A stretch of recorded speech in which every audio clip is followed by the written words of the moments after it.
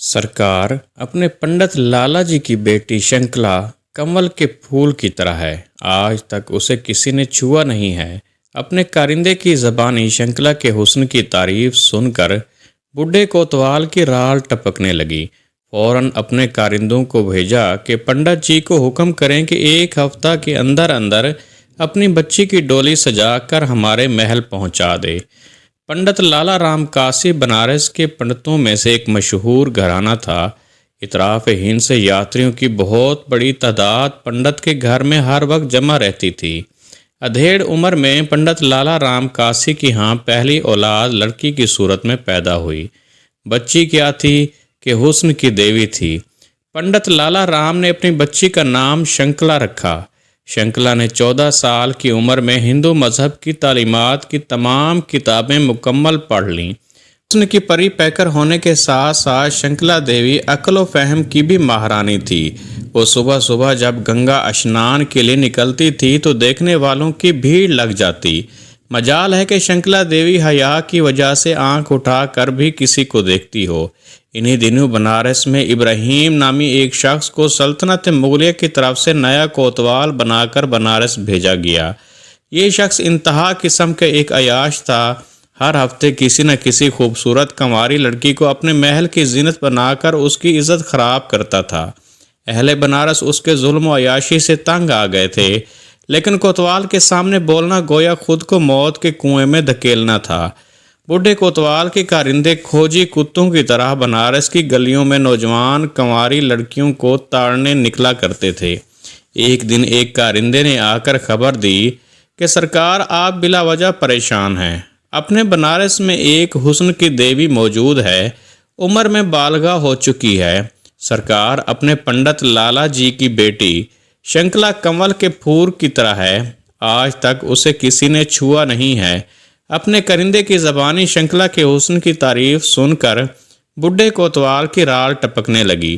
फौरन अपने करिंदों को भेजा कि पंडित जी को हुक्म करें कि एक हफ्ता के अंदर अंदर अपनी बच्ची की डोली सजाकर हमारे महल में पहुंचा दे। अगर पंडित ने हुक्म अदूली की तो अंजाम अच्छा नहीं होगा। करिंदे की ज़बानी बूढ़े कोतवाल का पैगाम सुनकर पंडित के घर में गोया सफ़े मातम बिछ गई। जिस इकलौती बच्ची को बड़े नाजों से पाला था, आज उसी बच्ची को अपने हाथों सजाकर जिंदा नरक में डालना पड़ रहा है। बेखुदी के आलम में पंडित और उसकी बीवी का दिल चाहा कि भाग कर गंगा में छलांग लगाएं और अपनी बच्ची की इज्जत लुटते देखने से पहले ही अपनी ज़िंदगी का चिराग गुल कर दें। शंकला ने मिन्नत समाजत करके अपने बाबूजी को खुदकशी करने से रोका और कहा कि आप कोतवाल के पास जाइए और उससे 1 महीने की मोहलत लीजिए। उनसे कहिए कि महाराज, हमारी बच्ची इकलौती है, हमारे भी दिल के अरमान हैं, उसकी डोली सजाने के लिए हमें मोहलत दीजिए। पंडित की ज़बानी खिलाफ तवक्को जवाब सुनकर बूढ़े कोतवाल की तो गोया मन की मुराद पूरी होगी।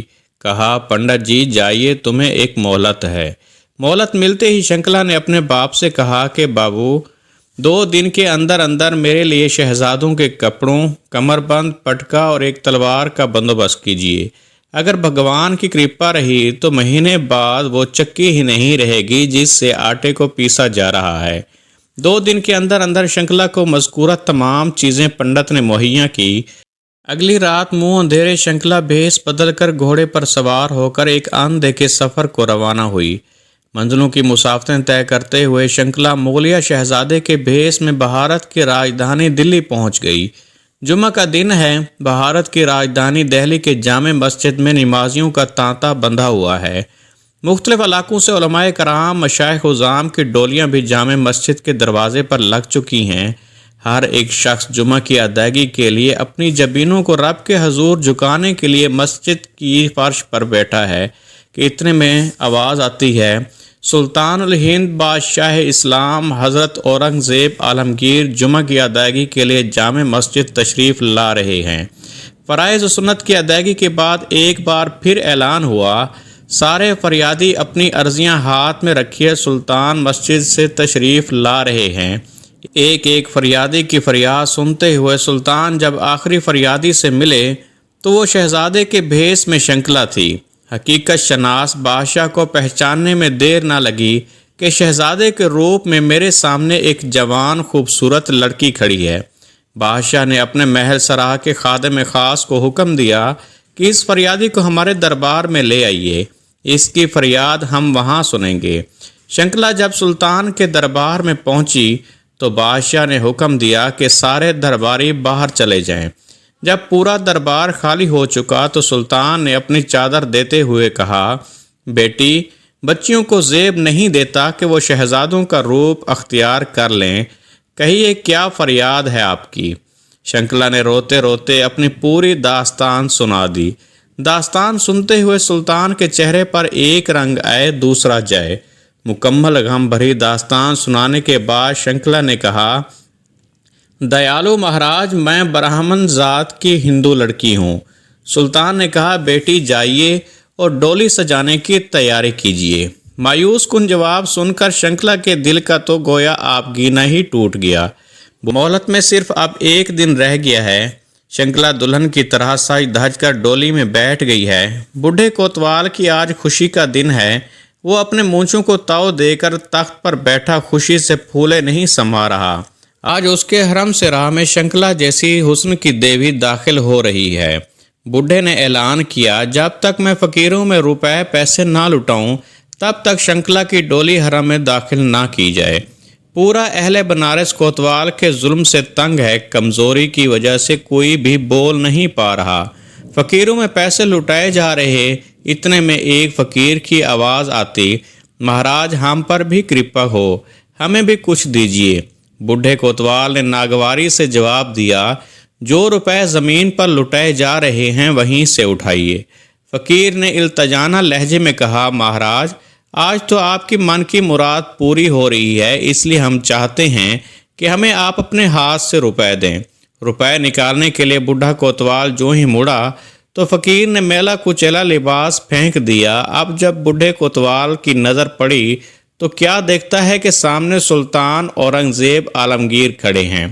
مارے خوف کے بوڑھے کا خون خشک ہو گیا، پاؤں میں گر کر معافی کا طلبگار ہوا۔ سلطان نے جلال بھرے لہجے میں کہا، تجھے اس لیے کوتوال مقرر کیا گیا کہ تو میری رعایا پر ظلم و ستم کرے، بچیوں کی عزتیں برباد کرے۔